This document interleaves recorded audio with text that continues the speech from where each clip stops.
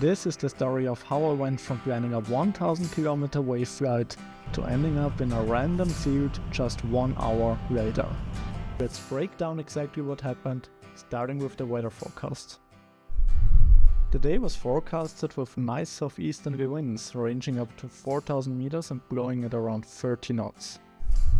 This provided us with some great wave systems reaching from the eastern end of the Alps, Wiener Neustadt, all the way to the west of Enstal Valley.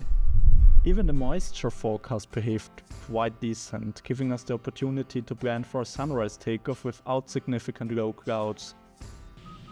So basically just the same exact forecast as I had the day before when I managed to fly out and return to the area of Bad Gastein in the wave system.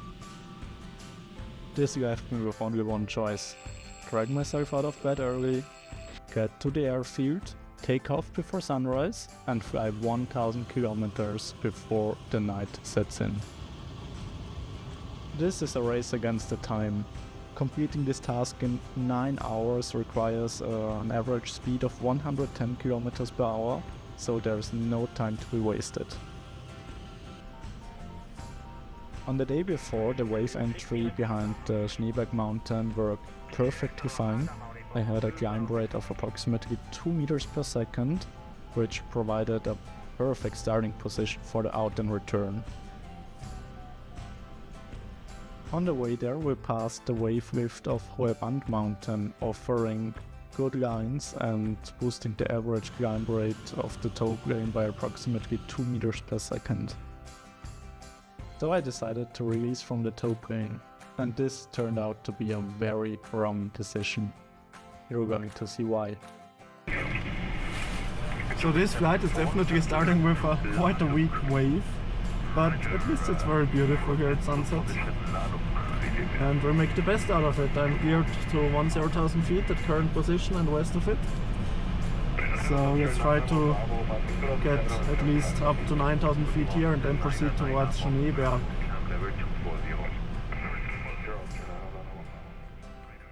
At this point I'm checking the XC-term wave forecast for my current location and realized that it's not looking very good.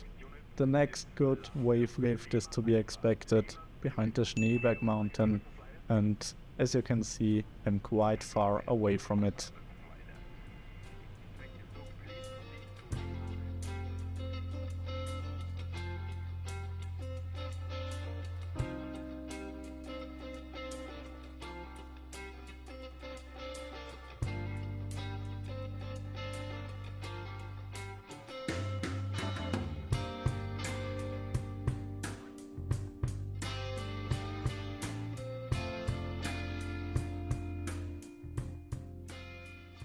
For the sake of saving time, I proceeded to the next location where I expected some wave lift, but this was another mistake. I had to save myself on a little ridge called the Dürre Wand. It's working in south wind conditions, but it's quite local and climbs won't get you anywhere.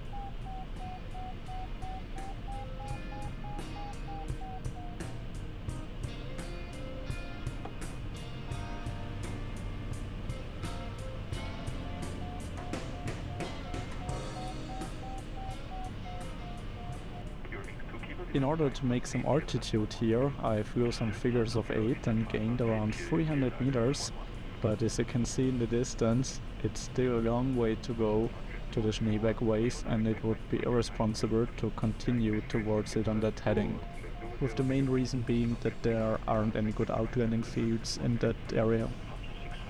The only good field is behind me, and it's called Pernitz. At this point I decided to fly back to the Hohe Wand wave, hoping it would be a better developed system by now, providing me with the altitude I need to get to the Schneeberg wave.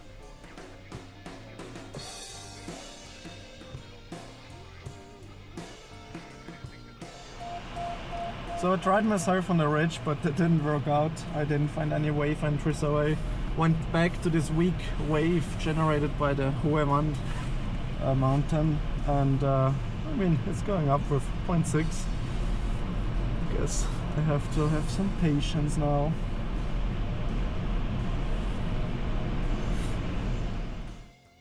My patience was, let's say, short-lived. This is right before I messed up and forced myself into an outlanding. But you have to admit, those moments are beautiful. And hey, if you want to enjoy views like this without freezing your ass off and landing a glider in a field in the middle of winter, check out my online shop. You can bring high quality aviation prints directly into your living room. All captured by me on adventures just like this one. One of my personal favorites is the Milky Way shot I was able to capture in Namibia. You can order the fine art print only or combine it with a premium floating frame. Either way, it looks amazing. And another one I actually have hanging in my own bedroom is the Boeing 757 engine. The detail on this one is just incredible. So after watching this video, go and visit my website. Shipping's free across Europe. But now, back to the video. The Huawand wave was a dead end. The lift topped out at 1700 meters, making the transition to Schneeberg impossible. I took a gamble on another wave line near Pernitz, but it didn't hold. The sink rate spiked and it washed me down.